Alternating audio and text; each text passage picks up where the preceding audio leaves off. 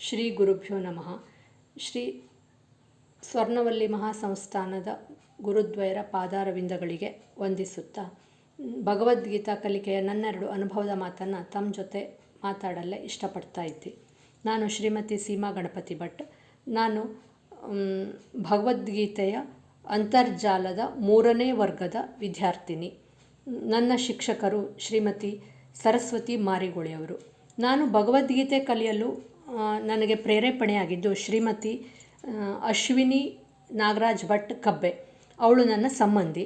ಅವಳು ಪ್ರತಿದಿನ ಸ್ಟೇಟಸ್ಸಿಗೆ ಭಗವದ್ಗೀತೆ ಶ್ಲೋಕಗಳನ್ನು ಹಾಕ್ತಾ ಇತ್ತು. ನಾನು ಅವಳ ಹತ್ರ, ಅಶ್ವಿನಿ, ಸ್ಟೇಟಸ್ ಪ್ರತಿದಿನ ಹಾಕ್ತಾ ಇದೆಯಲ್ಲೇ, ಕ್ಲಾಸಿಗೆ ಏನಾದರೂ ಜಾಯ್ನ್ ಆದ್ಯನೇ, ಕ್ಲಾಸ್ ಎಲ್ಲಾದರೂ ಇದ್ದರೆ ಹೇಳಿ, ನನಗೂ ಭಗವದ್ಗೀತೆ ಕಲಿಯೋವಳು ಹೇಳಿದಾಗ, ತಡಿಸಿ ಮಕ್ಕ, ನಾನು ಹಿಂಗೊಂದು ನಂಬರ್ ಕೊಡ್ತೀನಿ, ನೀನು ಅವ್ರ ಜೊತೆ ಮಾತಾಡು ಅಂತ ಹೇಳಿ ನನಗೆ ಸವಿತಾ ಜೋಶಿಯವರ ನಂಬರನ್ನು ಕಳಿಸ್ಕೊಡ್ತು. ನಾನು ಶ್ರೀಮತಿ ಸವಿತಾ ಜೋಶಿ ಅವ್ರ ಹತ್ರ ನಾನು ಭಗವದ್ಗೀತೆ ಕಲಿಯುವ ನನ್ನ ಅನಿಸಿಕೆಗಳನ್ನು ಹೇಳಿದೆ. ನಂಗೆ ಭಗವದ್ಗೀತೆ ಕಲಿಯೋಕ್ಕಾಗಿತ್ತು ಅವಳು ಹೇಳಿದಾಗ, ಭಗಿನಿ, ಈಗ ಆಲ್ರೆಡಿ ಒಂದು ಕ್ಲಾಸ್ ಚಾಲೂ ಆಗೋಜು, ನಿಮಗೆ ಇನ್ನೊಂದು ಕ್ಲಾಸ್ ಶುರುವಾದ ಕೂಡಲೇ ನಿಮ್ಮನ್ನು ಜಾಯಿನ್ ಮಾಡಿಕೊಡ್ತೆ ಹಾಕೊಂಡೇಳಿ ಹೇಳಿ 3ನೇ ವರ್ಗಕ್ಕೆ ನನ್ನನ್ನು ಹಾಜರುಪಡಿಸಿ ಶ್ರೀಮತಿ ಸರಸ್ವತಿ ಮಾರಿಗೋಳಿ ಅವರು ನಂಬರನ್ನು ಕೊಡ್ತು. ನಾನು ಅವ್ರ ಹತ್ರ ಮಾತಾಡಿ ಅವ್ರ ಕ್ಲಾಸಿಗೆ ಹಾಜರಾದ ನಂತರ ಪ್ರತಿದಿನ ಕ್ಲಾಸಿಗೆ ಹೋಗ್ತಾ ಇದ್ದಿ. ಭಾಳಷ್ಟು ಮಿಸ್ಟೇಕ್ಗಳು ಆಗ್ತಾ ಇದ್ದಿತ್ತು. ನನಗೆ ಆ ಭಗವದ್ಗೀತೆ ಬಗ್ಗೆ ಗಂಧಗಾಳಿನೇ ಗೊತ್ತಿಲ್ಲಯಾಗಿತ್ತು.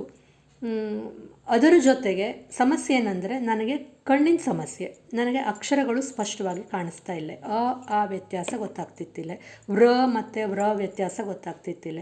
ಪ್ರತಿದಿನ ಮಿಸ್ಟೇಕ್ಗಳನ್ನು ನನಗೆ ಬೇಜಾರಾಗ್ತಿತ್ತು. ಪ್ರತಿದಿನ ಮಿಸ್ಟೇಕ್ ಆಗ್ತಿತ್ತು.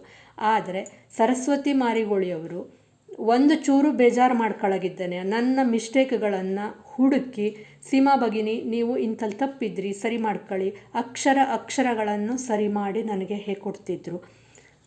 ಇದಕ್ಕೆ ನನಗೆ ನನ್ನ ಕಡೆಯಿಂದ ತುಂಬ ಹೃದಯದ ನಮಸ್ಕಾರಗಳು.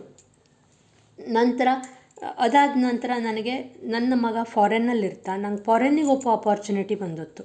ಆವಾಗ ನಾನು ಮಗನನ್ನು ಬಿಡಲ್ಲಾಗ, ಅಮ್ಮ ನೀನು ಒಂದು 2 ತಿಂಗಳ ನನ್ನ ಜೊತೆ ಉಳ್ಕೊಳ್ಳೋಕ್ಕಡ ಭಾಳ ಕರೆದಾಗ ಬಿಡಲ್ಲೂ ಆಗಿಲ್ಲ. ನಾನಲ್ಲಿ ಹೋದರೆ ನಂಗೆ ಇಲ್ಲಿ ಭಗವದ್ಗೀತೆ ಕ್ಲಾಸ್ ತಪ್ಪೋಗ್ತಲ್ಲಿ, ಎಂತ ಮಾಡೋಕ್ಕತ್ತು. ಅಲ್ಲಿ ಟೈಮು ಇಲ್ಲಿ ಟೈಮು ವ್ಯತ್ಯಾಸ ಆಗ್ತಿತ್ತು. ಇಲ್ಲಿ ರಾತ್ರಿ 9 ಗಂಟೆ ಭಗವದ್ಗೀತೆ ಕ್ಲಾಸು ಅಂದರೆ ಅಲ್ಲಿ ರಾತ್ರಿ 2:30 ಆಗ್ತಿತ್ತು. ಆ ಟೈಮಲ್ಲಿ ಭಗವದ್ಗೀತೆ ಹೆಂಗೆ ಹೇಳೋದು, ನನಗೆ ಟೆನ್ಷನ್ ಆಯ್ತು. ಅದಾದ ನಂತರ ನಾನು ಸರಸ್ವತಿ ಭಗಿನಿ ಅವ್ರ ಹತ್ರ ವಿಚಾರನ ಹೇಳ್ಕೊಂಡಾಗ, ಒಂದು ಕೆಲಸ ಮಾಡಿ ಭಗಿನಿ, ನೀವು ಸವಿತಾ ಜೋಶಿ ಅವ್ರ ಹತ್ರ ಒಂದು ಮಾತಾಡಿ, ಅವ್ರೇನು ಹೇಳ್ತರು ಕೇಳೋಣ ಹಾಕ್ಕೊಂಡೇಳಿ ಹೇಳಿದ್ರು.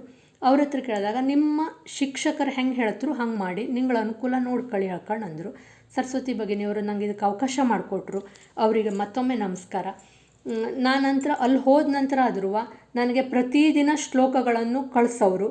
ಅದನ್ನು ಕರೆಕ್ಷನ್ ಮಾಡಿ ನಾನು ವಾಪಸ್ ಅದನ್ನು ಹೇಳಿ ಕಳಿಸಿದಾಗ ತಪ್ಪಿದ್ದಲ್ಲಿ ತಿದ್ದಿ ಕರೆಕ್ಷನ್ ಮಾಡಿ ಮತ್ತೆ ವಾಪಸ್ಸು ಕಳಿಸೋರು. ಮತ್ತೆ ಅದು ಸರಿ ಮಾಡಿ ಮತ್ತೆ ನಾನು ಕಳಿಸೋದು. ಹೀಗೆ ಸುಮಾರು ನಾನು ಅಲ್ಲಿರುವಷ್ಟು ದಿವಸ 2 ಅಧ್ಯಾಯಗಳನ್ನು, 2 ತಿಂಗಳ ಹತ್ತತ್ರ 2 ಅಧ್ಯಾಯಗಳನ್ನು ಅಲ್ಲೇ ಕಲ್ತ್ಕೊಂಡು ವಾಪಸ್ ಬಂದ